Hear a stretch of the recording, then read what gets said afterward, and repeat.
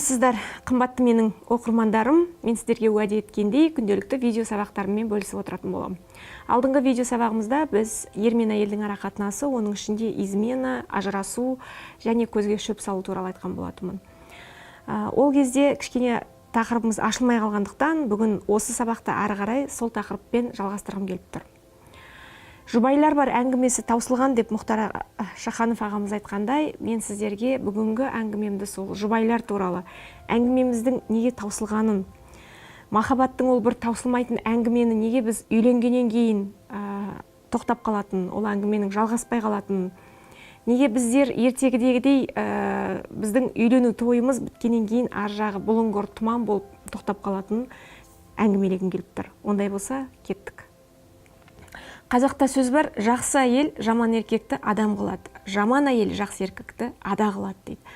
Сол секілді әрбір отбасының мықты оғы керегесі ұстап тұратын ол әйелдер қауымы.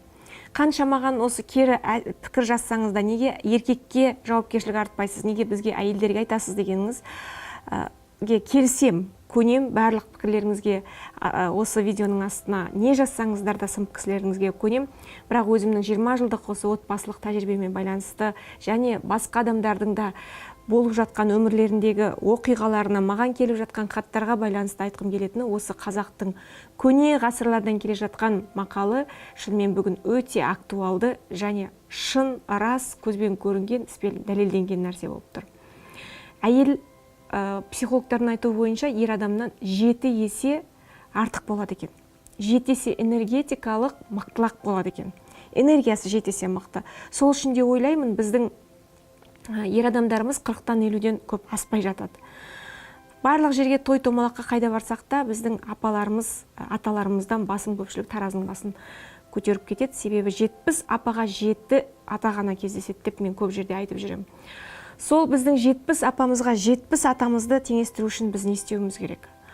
Отбасындағы ер мен әйел екеуі, мысалы, сіз ер адамға 7 есе энергетикалық артық дегеніміз, сіз оған 7 нәрсе берсеңіз, ол сізге біреуін ғана қайтарады деген сөз. Сіз оған 7 қызмет істесеңіз, ол сізге бір ақтал қызмет қайтарады деген сөз. Бұл енді табиғаттың заңы, жаратушының бізге солай істеп берген нәрсесі.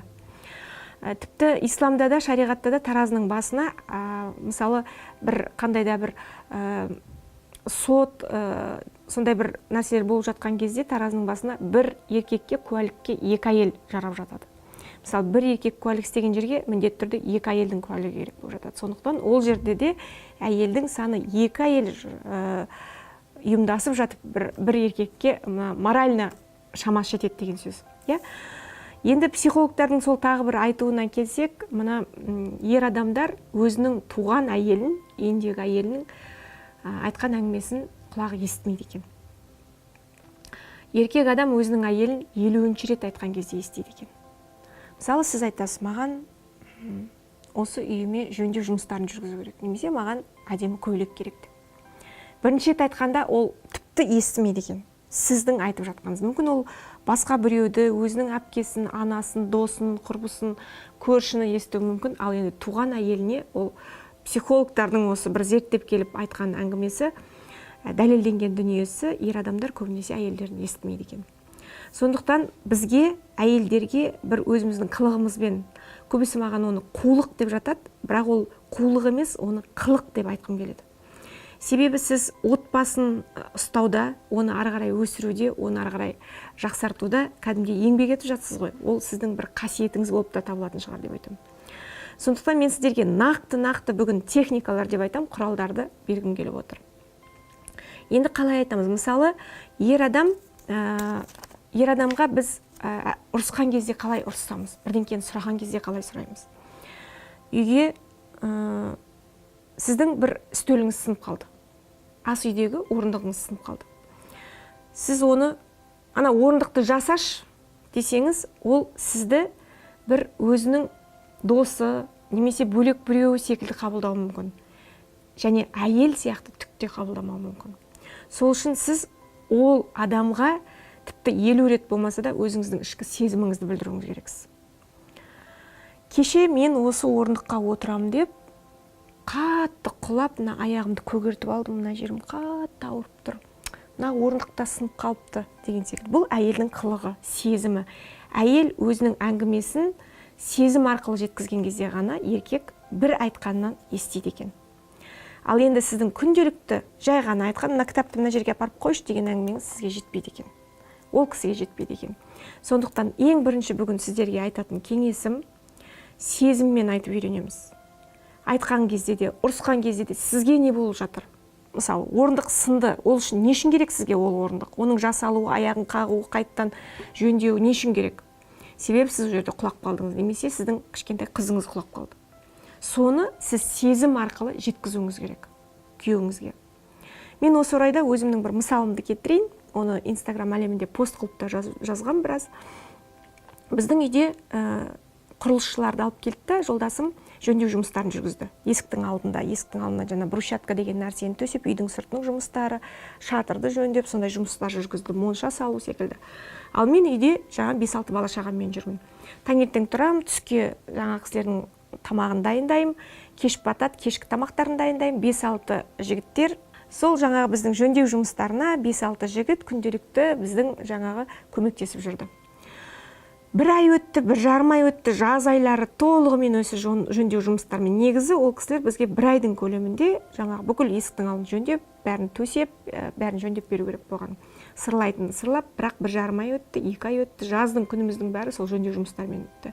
Есіктің алдына балалар ойнай алмайды, тас, топырақ, шеге, аяққа кіреді, бір нәрсе құлап жатады, таңғы сағат жаңағы ұйқы жоқ, тарсылдаған гүрсілдеген балғаның дауысы созылып, әлгі кісілер жүріп алды. Жолдасын таңертең тұрады, жұмысына кетіп қалады, керек нәрселерін әкеліп береді, бірақ бір 2 айдан кейін ол да қиналып бастады. Мына бітірмейсіңдер ма, өстіп жатамыз ба деп айғайлап ұрсады, олар иә дейді да кетеді. Әлде менің тамағым тәтті болды ма, әлде біздің үйдегі сол жағдай жақсы болды ма, әлгі кісілер асықпай бір жерлерге барып келіп жүріп алды. Балаларым да шаршап, сол жерде ойнап, мәз болып, өздері құрылысшы болғымыз келеді деп, кәдімгідей біздің үйде бір ерекше өзгеше дүние болып кетті. Содан бір күні жақсылап тұрып, түскі асымды дайындадым үлкен қазанға. Сосын жаңағы 5-6 жігітті отырғызып, 5-6 баламды отырғызып, отырдым да әдемі бір жыладым. Жағдайымның өте қиын екен. Мына қызым 18-ге толды, 18 жыл бойы ұйқымның қанбағаны. Ешкім мені аямайтыны, ешкім кеп көмектеспейтіні. Мына балалардың түрі мынау. Жазда ел секілді демалыс деген менде жоқ. Кәдімгі өзім отырып жаңағы кісілерге жылап, әңгімемді айтып, шаршап кеткенімді, осы күйеуім де мені түсінбейтінін, ешқашан мені ешкім қолдамайтынын ал кеп жыладым. Бір әдемі, жаңағыдай өкіріп, бағырып, бір жаңа емес, кәдімгідей бір образға кіріп алып, жаңа орамалымды алып, оны мен енді ақ орамал әдісі деп айтам. Бір әдемі жыладым. Содан кейін ана кісілерге ас батпай қалды. Бірінен кейін бірі келіп, болды, кешіріңізші, болды, сізге не болып қалды? Сіз бізге тамақ істемей-ақ қойыңызшы. Сіз кішкене демалыңыз. Обед кезінде бізді ойламаңыз. Біз өз бірден арамызда бір жігіт бар, ол өз тамақ жақсы пісіреді, сол пісірсін. Сіз тек осы балаларыңызға қараңызшы деп. Сосын айтым, ана жол құлап қалдым, аяғымды, мына жерімді жырып кетті. Ана балам да құлады. Мына жерде сіздер тақтайларды былай қойғаннан менде сондай қиын болды. Деп бір жарты сағаттай өмірімнің жаңағы жырын жырладым. Зарладым десем де болады. Бірақ әдемі сол көзімнің жасын. Басында енді былай өтірік бастағам, артынан образға кіріп кетіп, енді әрбір әйел актриса ғой. Кәдімгідей ана кісілер біреу маған жаңағы су әкеп беріп, біреу мені арқамнан қағып, болды, сіз енді бітті. Сөйтіп бір аптаның ішінде, содан кейін біздің есіктің алдында мынандай алай-түлей жұмыс басталып кетті. Әлгі кісілер мен таңертең ырғалып-сырғалып оянсам, апай, біз шулаған жоқпыз ба? Мені тақтайларды былай жинап қойдық, мына жерден өте беріңіз. Болды, шуламаңыз. Обедте өздері тамақ пісіреді, мені шақырады, мен оларға қосылып тамағын жеймін. Сөйтіп бір аптаның ішінде жұмысымыз бітіп, әлгілермен сау бол деп қайтыстық. Менің жолдасым да мәз болып, мыналарға не болған? Бұлай жұмыс істемеуші еді, мыналар 180-ді қосыпты, жылдамдықты қосыпты деп. Сол жерде егер мен таңертең тұрып, жаңағыдай айқайлап оларға, әй, сендер не деген жатасыңдар ма? Біз сендерге ақша төлеп жатырмыз. Мынау не деген сұмдық, 2 ай болды деп. Кәдімгідей еркек дауыспен, командный дауыспен айғайласам не болар еді? Ол жігіттер одан ары маған ерегесер еді. Одан ары ол жерде ешқандай бір мәмілеге келер. Одан ары 1 ай ма, 2 ай ма жатып алар еді. Ал енді сол бір әдемі әйелдің қылығы арқылы кез келген нәрсенің бір әдемі ортасын тауып алуға болады, балансын дейді ғой. Сол секілді еркек адамға біздің әлсіздігімізді ұнайды, бізге қорған болғысы келеді. Біз керісінше жаңа Чапаев сияқты мұртымызды қақитып алып, жаңа неге отырып бәрін өзім істеймін, өзім деген сөзіміз аяқ жағында өгіз боламыз, сол бүкіл нәрсені өзімізге алып аламыз. Содан кейін ол кісілер бізбен жарысқысы да келмейді. Кейбір қыздар айтып жатады, тіпті күйеуім кейде төсекке қасыма жатпайды да, бөлек комнатаға, мен ертең жұмысқа барам, бала жылайды деген секілді өзінің телефонын алып, жаңа ноутбугын алып, басқа бөлмеде жатады дейді. Оның өзі де бұл сіздің еркек болып кеткеніңізді, мықты болып кеткеніңіздің дәлелі. Себебі сіз еркек адамның қасына жатпайды. Ол энергетикалық түрде соны сезеді, қасында еркек жатқанын. Себебі сіздің энергияңыз еркек. Таңертең тұрасыз, сіз деген жұмыстардың бәрін реттейсің, мынаны бүйтесің, әй, сен ананы істеп кел, қызым сен мынаны істе, күйеуім сен мынаны істе. Ол толығымен сіз үйде командный голоспен жаңағы бастықсыз. Американдық психологтар 100 ер адамға эксперимент жасаған екен. Өздеріңіздің әйелдеріңізді сипаттап беріңіздер деп. Сонда жаңағы ер адамдар өздерінің әйелдерін сипаттағанда басым көпшілігі әйелдерін өзінің класс жетекшісі, мектепте завуч және мектептің директоры сипаттаған екен. Соған ұқсаймыз біз. Сонда сіз өзіңіз қазір күйеуіңіздің ішкі ойын ойлап көрсеңіз, түсінеді ғой, әрбір әйел өзінің күйеуін жатқа біледі. Сіз күйеуіңіздің алдында кімсіз? Атқа мінген Чапаевсыз ба? Жоқ жаңа Қобыланды батырсыз ба? Жоқ Алпамыс батырсыз ба? Жоқ мектептің директорысыз ба? Жоқ завучсыз ба? Кімсіз? Әлде әлсіз әйелсіз ба?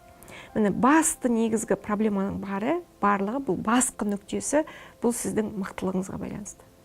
Әйел адам, семинарларда да айтып жүремін, кішкене умная дурочка болу керек. Біздің қылығымыз, біздің кішкене миымыздың істемеуі ұнайды оларға. Содан кейін бір нәрсе айтатыным, мына еркек пен әйелдің екеуі бірге қосылған кезде, біреудің қайсысының энергиясы көбейіп кетеді, қайсының миы істеп кетеді, екіншінің миы өше беретін болады. Бұны ер адамдар, өздеріне, егер мені көріп отырған ер адамдар болса, өздеріңізге үлкен кеңес қылып жазып қойсаңыздар болады. Егер сіз аттың басын, жаңа отбасының тізгінін әйеліңізге беріп қойсаңыз, мына еркек пен әйелдің арасында энергетикалық нәзік жіппен жаратушы екі адамды қосқан кезде, некені қиған кезде, бір алтын жіппен бүйтіп байлап қояды екен екі адамды. Одан кейін олар өлсе де ажырасамайды. Құдай өзі бөлмегенше. Себебі, мына кейде қарайсыңдар, ол бір семьяларға қарайсыңдар, екеуі итпен мысықтай бірін-бір жек көреді, екеуі бірін-бірімен айқасады, ұйқасады, ажырасып жатады, қайтып қосылып жатады, бірақ өлгенше ажыраспайды. Себебі жаратушы оны алтын жіппен байлап қойған. Міне сол екі ер мен әйел қайсысының миы істейді, сонысының екіншісінің миын өшіре береді. Екінші өшіретін ми ол әйелдікі болу керек. Немесе екеуінікі тепе-тең болу керек. Біз енді тепе-теңдікті ұстау біздің заманда өте қиын. Одан кейін бізге әйелдерге тиімді, выгодно. Мына тепе-теңдікті ұстамаған выгодно. Негізі бұрын кім, ана Цеткин ба? Клара Цеткин ғой бізге тепе-теңдікті алып берген, сол Совет өкіметінде біз жаңағы 8 март тойлап жатамыз. Негізі біз арабтың әйелдері секілді, арабтың әйелдері бала туғаннан басқа түк ештеңе істемейді. Әп-әдемі болып киіп алады да, тамағында бір істейді, бәрін істейді. Машалла деп былай жүреді. Негізі біз бүкіл жүкті соларға артып беріп, бүкіл медальдарды, грамоталарды, кубоктарды, бүкіл жаңағы келетін трофей дейді ғой, соның бәрін беріп қойғанымыз жөн. Сол кезде біз екі жеп биге шығады екенбіз. Жеңіліп барып, жеңуді үйренеді екенбіз. Біз керісінше өзіміздің миымызды істетіп тастаймыз. Толығымен өзіміздің миымыз істеп тұрады. Күйеудің энергиясын ала береміз. Ол күннен күнге үйленген кезде баяғыда бір енесіне барып келін жылаған ғой.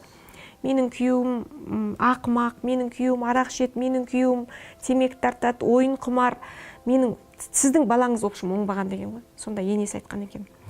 Қазір ол 40-та, ал мен саған 25 жасында намаз оқитын, жұмыс істейтін, жап-жақсы баламды, арақ ішпейтін баламды берген.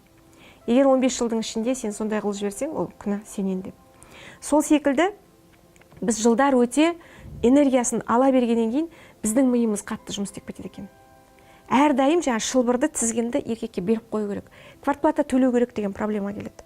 Мысалы, сіз квартира снимать етіп тұрсыз, арендаға ұстап тұрсыз. Сол кезде бізде әйелдер бірінші атқа қонады.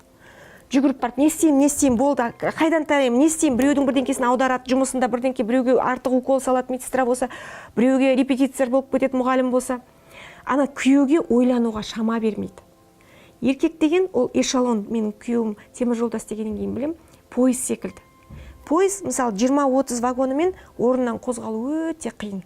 Вокзалдан шықты ма, пойыз тұқ-тұқ шығып келе жатады. Мынандай башмачок деген мынандай темір бар. Соны жаңа темір жолшылар пойызды тоқтату үшін алдына башмачокты қоя салады. Вокзалда ары-бері қозғау үшін пойыздарды. 20 вагонымен ұзын эшелон тоқтайды.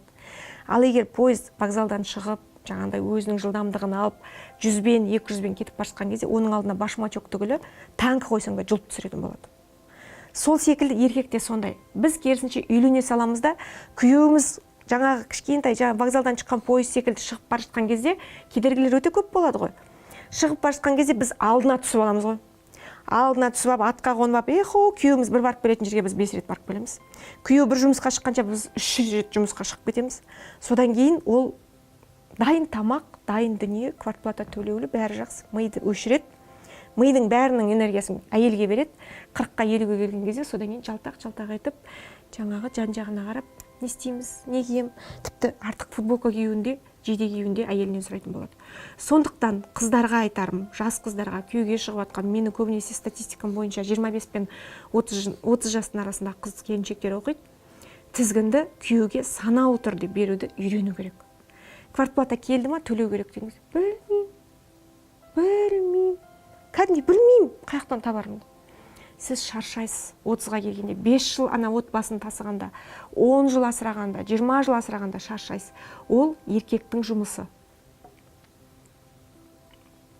Еркекті өзі еңбек етуге жаратқан Құдай. Мысалы, есіктің алдында көмір жатыр дейді, 2-3 тонна көмір әкелді.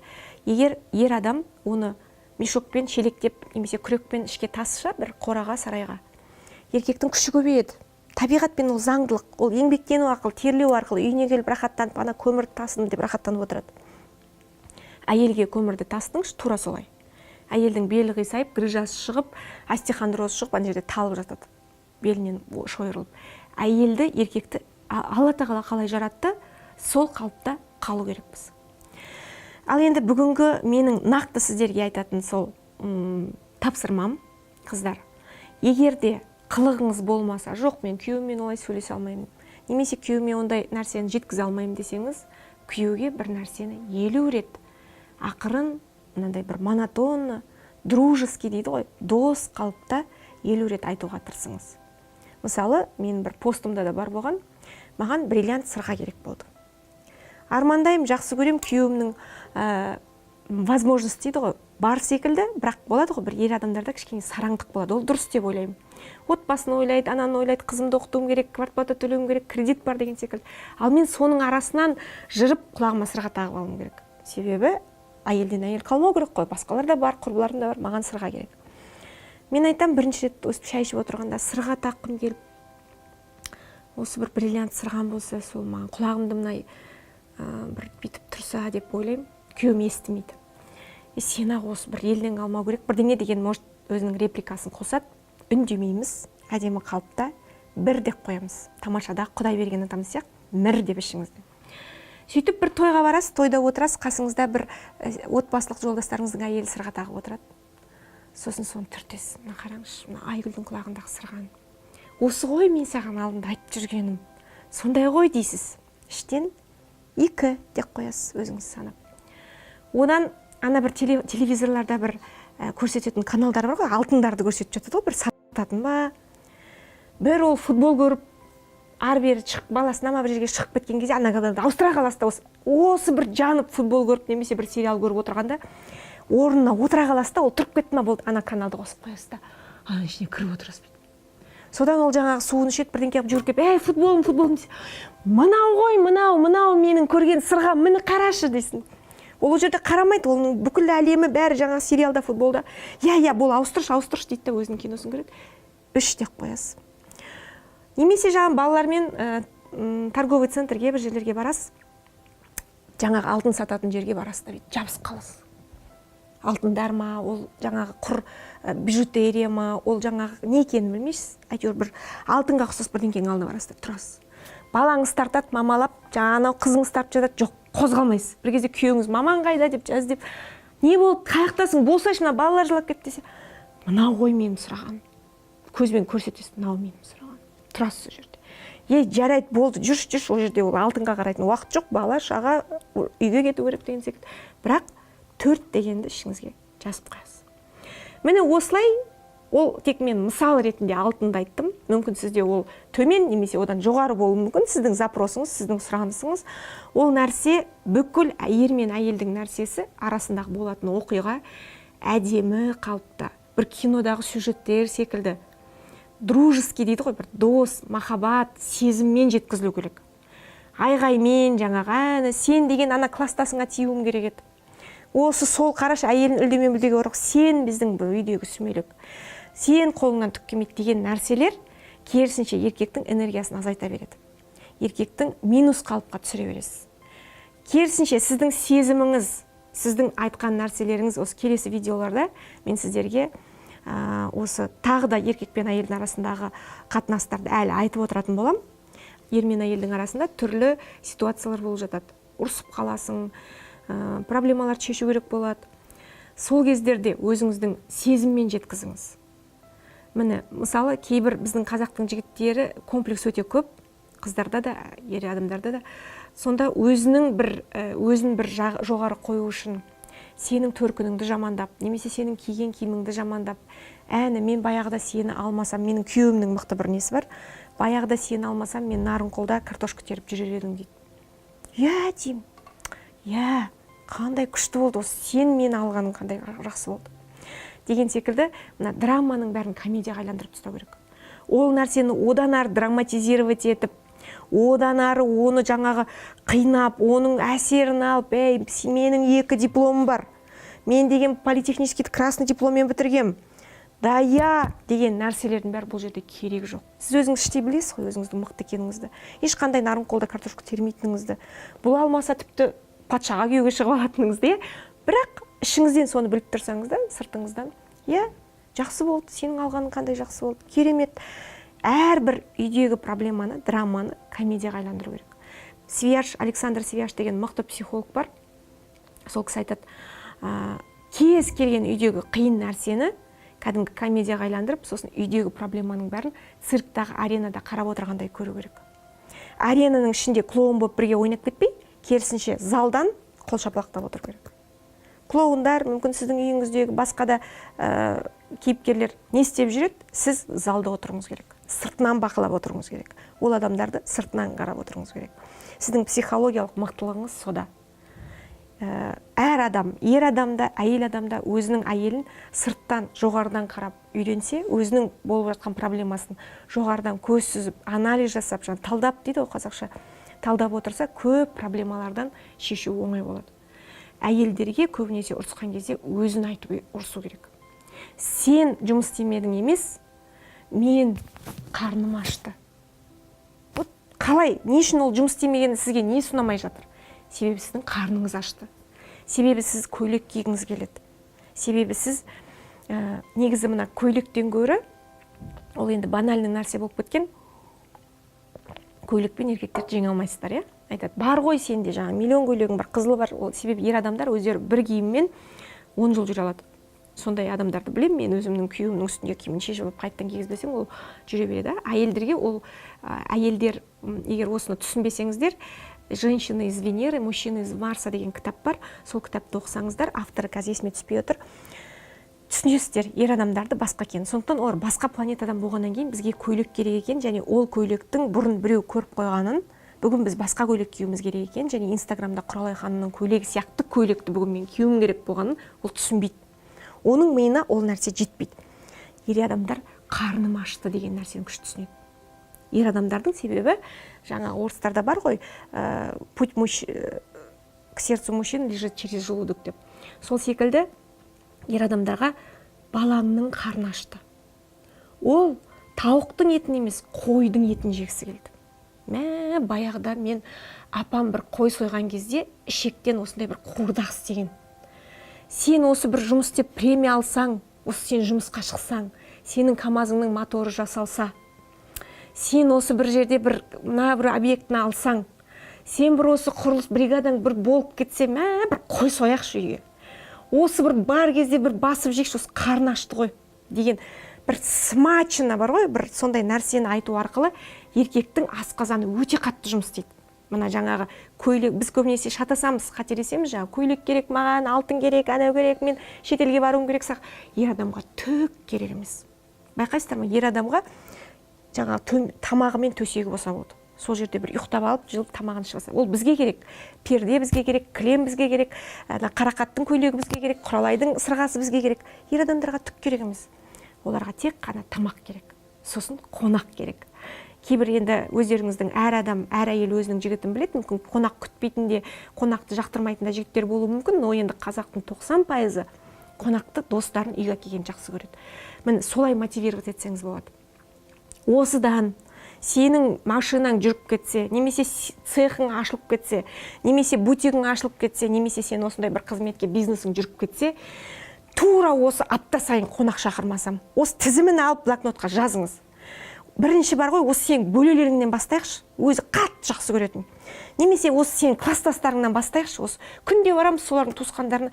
Бір осы бір жылқы сояқта, осы қыс бойы осы декабрьден бастап сол мартқа дейін соғым басын берейікші. Мен сондай стол жасар едім бар ғой, осы сенің бизнесің жүріп кетсе ғой. Сонымен ана күйеуіңіздің көзінде табақ астау, жылқы, соғым, тез-тез жұмысқа кірсе, үйіне қонақтар шақырса, күйеудің өзінің керек тұсын қабылдап үйрену керек. Енді бұның бәрін маған қулық дейді, бұл қулық емес, бұл қылық. Бұл деген отбасын өркендетуде, ары қарай өсіруде сіздің жасап жатқан бір әдемі техникаларыңыз деп ойласаңыз болады. Бұл видеоны менің күйеуім көрмей-ақ қойсын деп ойлаймын. Негізі менің жолдасым әлеуметтік желіде көп отырмайды, көп нәрселерді, менің айтқан нәрселерімді қабылдамайды, көрмейді. Ол солай, заң солай. Әйтеуір бір әңгімелеріңді бұлшылдаған, осы түкке керегі жоқ әңгіме, қай күні желің шығып босар екесің деген секілді сондай бір нәрседе қабылдайды. Сондықтан қолданыңыздар. Мен сіздерге әпкелік, бұның бәрі әпкелік кеңесім. Күнделікті болмаса да ара-тұра мен сіздерге осындай видео сабақтарыммен, кеңестеріммен бөлісіп отыратын боламын. Қымбатты қыз-келіншектер, осы видеоның астында подписаться деген жер бар, соған басып, сосын оның қасында қоңырауды басып қойсаңыздар, менің жаңа кеңестерімді құралайдың құпиясымен тәнті болып, өмірлеріңізді керемет жаққа өзгертетін боласыздар. Әрдайым менімен бірге болыңыздар, әлем сізбен әдемі болсын.